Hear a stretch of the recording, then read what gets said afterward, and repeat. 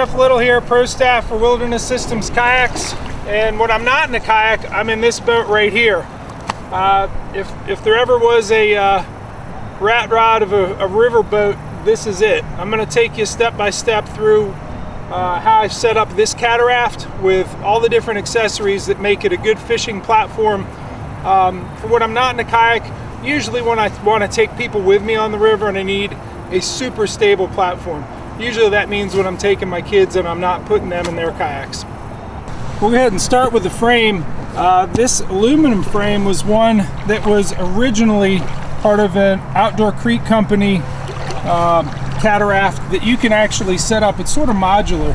You can take these little D-rings out and make it a two-man, or I actually have it set up as a three-man. And when I inherited this boat, really when I bought it off somebody, it already had the two seats. I put a third one in just so I can take my two sons, usually here and here. The tubes I upgraded, these are by Maxon. They're just a little bit more durable than the Outdoor Creek Company tubes that I had. They're reinforced up here for the kids walking back and forth on them. Also, underneath you can see it's got that reinforcing material here. So they're pretty good price point on tubes like that. Go ahead and look at the anchor setup. I actually have two ways to get this boat stopped. I've kind of borrowed bits and pieces from different things. This is a river anchor, and that'll deploy when I let loose on that anchor mate winch from my seat back here. I just turn a knob, and this line runs the length of the boat and lets this down here. I actually borrowed a piece of the anchor wizard, which I actually have one on my kayak. I wasn't using this part, but it actually fits perfectly there for my river anchor up front. The second thing that I have that I use to get the boat still is this right here. A lot of guys are putting these on their kayaks. This is the Power Pole Micro.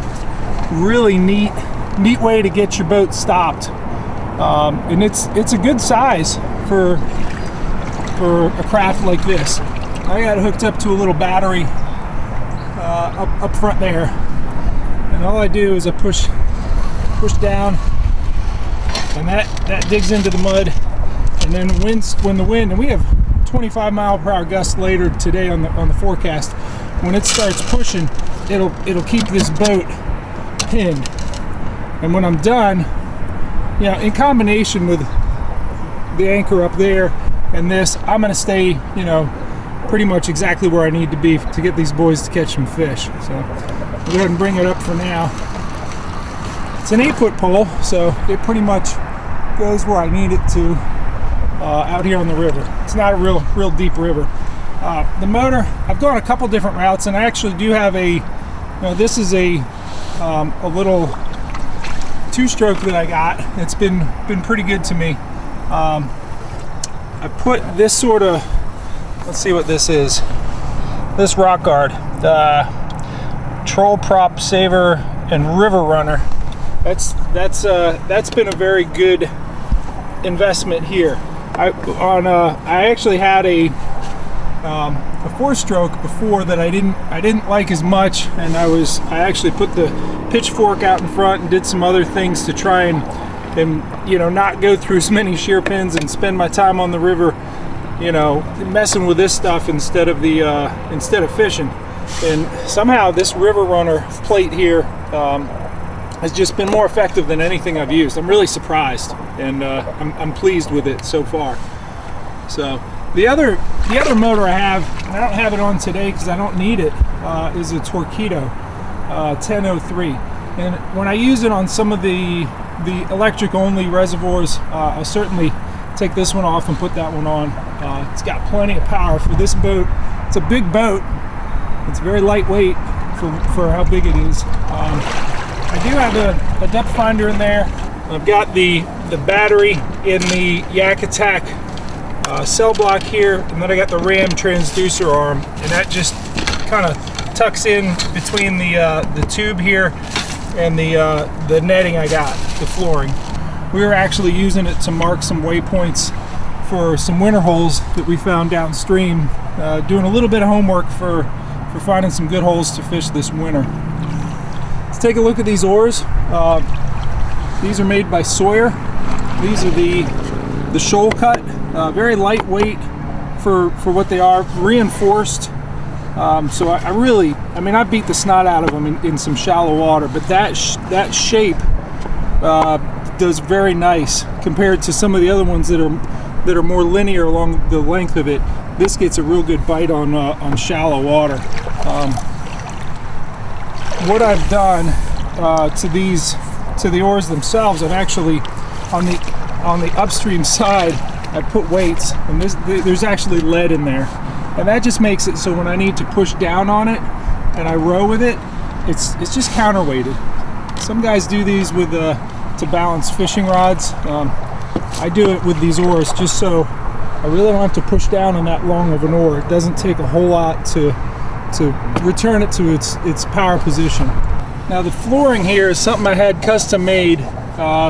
Lady out in Colorado had this, I just gave her the dimensions. I measured how far between the frame here and gave her the lengths, and that way when the kids drop their fishing lure, their sandwich or whatever, you can tell they kind of drop everything in here. Sunscreen, it doesn't go plunk right in the water. It's really nice durable cargo netting that has been good for not losing a lot of our gear. I think that's about it. It's been a very good boat for us as a family of fishermen, and it's been a lot of fun when we're not in the kayaks. This has been an awesome boat to have out here on the river. One of the advantages of having a Cataraft is that you can go very shallow. The jet boats, they can go shallow. Kayaks get real shallow. But this gets shallow and is quiet, super quiet. I mean, the tubes rub up on the rocks, and all you hear is this faint little and it stops. So coming to rest on that in a more traditional boat, big crash, and the fish know it, they scatter. The Catarafts are also really good for doing whitewater. I've done up to class 3 whitewater. I think you can handle a little bit more, but it's a real stable ride through whitewater, and real stealthy ride through shallow water.